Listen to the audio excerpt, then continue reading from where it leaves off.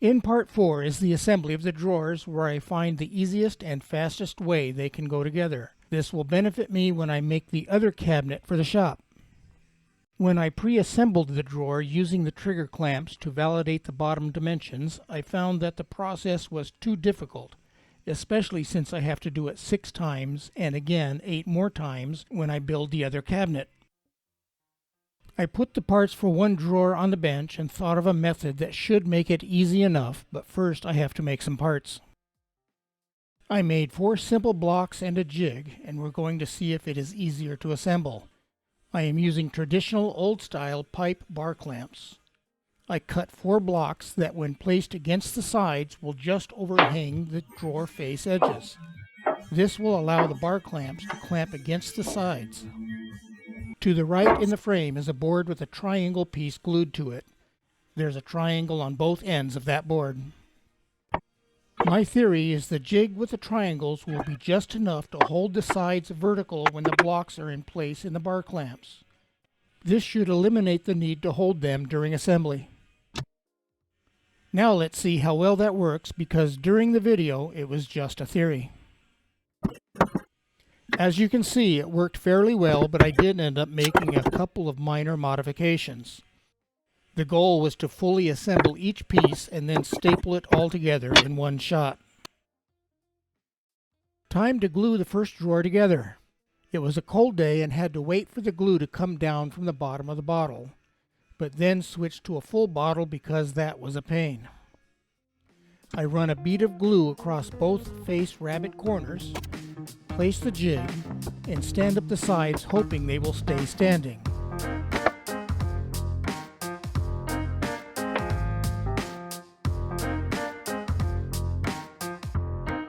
Clamp lightly, then slide in the bottom. Add glue for the back and put it in place.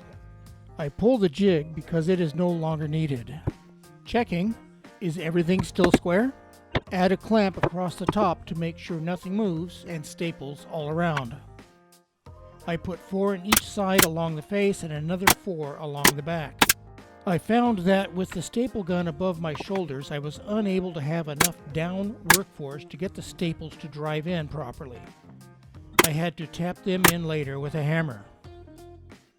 On the next drawer, I stand up on a small ladder, and it was much better. This is an inexpensive Harbor Freight quality stapler, but has been functioning well. I am unable to find a name brand stapler that does both crown staples and brad nails. One drawer assembly completed, but before I do more, I'm going to do some wood grain cover-up and fills. Before assembling the other 5 drawers, I decided to do some touch-up, which will be much easier on the flat than after they are assembled. I used various products depending on the touch-up being done. This first panel I used drywall joint compound, which is very cheap and easy to sand, but requires 24 hours to dry before it can be sanded. This should not be used for thick fills. It is dry and ready to sand using a small drywall sander, which makes quick work in removing the excess. You can sand until all excess is removed or just feather the edges. This face of the board had significant defects in the grain I wanted to hide. You need a lot of ventilation with this stuff, and just below where I'm brushing it is a fan blowing the dust outside. This face had a deeper gouge, and I decided to use spackling compound. It dries faster than the joint compound and better for deeper fills while still being cheaper than wood filler. A little tougher to sand than the joint compound, so I get out the orbital sander. For the larger and deeper repairs, in this case missing knots, I used plaster of Paris. Fastest of them all for setting up and sanding, but unsure if it is cheaper than wood filler. For deeper repairs, all other materials require multiple layers to build up thickness, but this can be completed in one fill. I went through all the rest of the drawer pieces using the material that applied best to the type of fill that was needed. Now setting up to assemble drawer number 2. This time I first placed the blocks along with the jig and a single board to set the position of the clamps, making it much easier to set the sides in place. Notice that I am not picky regarding left or right sides because they were drilled to fit on either side. Sorry I did not have it centered on the frame, but there's not much to see installing the back and pushing a trigger on a staple gun.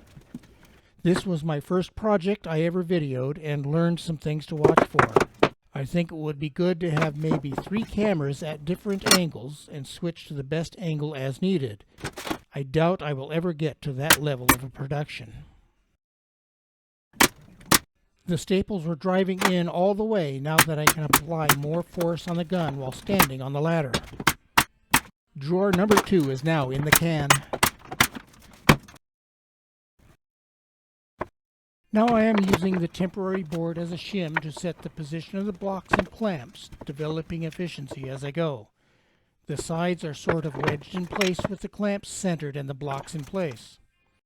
I noticed the squeeze-out glue was building up on the blocks and jig. For the next assembly, I sanded chamfers in all of them so that they are clear of the glue squeeze-out. Looking at the video, one thing I should have done is use a couple of small pieces of the bottom to line up the dados for the sides and the face. You'll see I had some trouble getting them to line up for the bottom to slide in. Did any of you see what just happened with this assembly? Were you watching? I never applied any glue to the back rabbets. I think I'll go out to the cabinets to find out which one it was and throw in a few more staples. Drawer number 4, and here's where I sanded the chamfers on my setup tools to get the corners clear of the glue squeeze out. Let's hope I did not forget to glue any other joints. I created this script in real time while watching each video.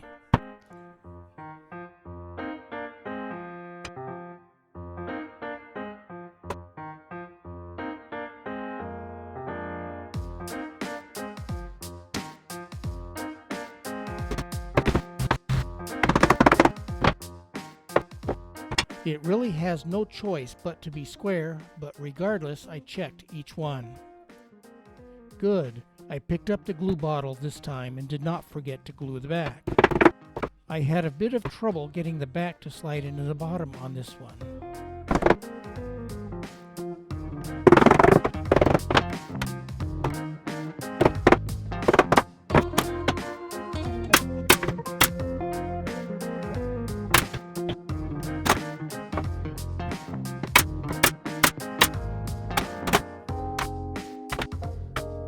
I noticed that the left side was not all the way down against the face, so I got a bar clamp to pull it down into position. The total time of the unedited video was 8 minutes 43 seconds. Others were about 6 and 7 minutes, but I had to argue with fitting the back on this one and pulling that side back down. I think it is a 5-minute job now that I have all the tools and if not thinking about the video. 2 more drawers to go. Drawer number 5 and the last one I have a video for. Seems I lost the footage for number 6.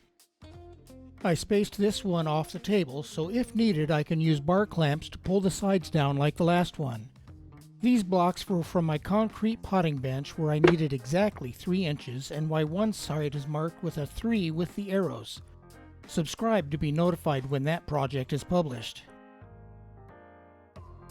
I had already set the spacing for the clamps, so got right to the glue up.